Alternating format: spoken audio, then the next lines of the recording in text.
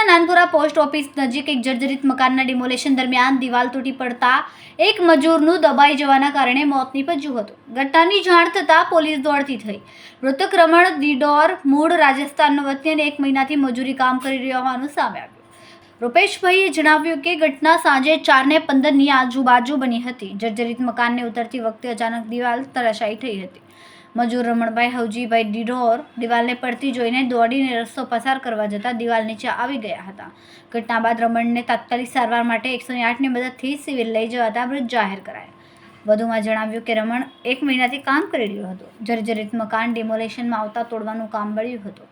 આ ઘટના સમયે પણ રમણ બાજુ ઉપર ઊભો હતો. જોકે દિવાલને પડતા જોઈને સાઈડ પર થવાના વિચાર સાથે રસ્તો ક્રોસ કરવા જતાં તેના પર દિવાલ પડી ગઈ હતી. હાલ પોલીસે તપાસ ચાલુ કરી છે. મારું નામ હિતેશ શંકર બ્રહ્મરોડા, જે આદિવાસી ભીલ સમાજ સુરત શહેર પ્રમુખ.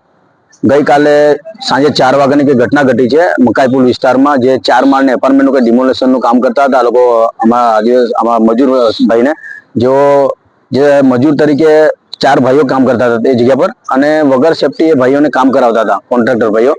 જ્યારે સાંજે 7 વાગે અમારા ગ્રુપ થકી અમને માહિતી મળી, અહીંયા પીએમ રૂમ પાસે સિવિલ પાસે અમે આવી ગયા હતા.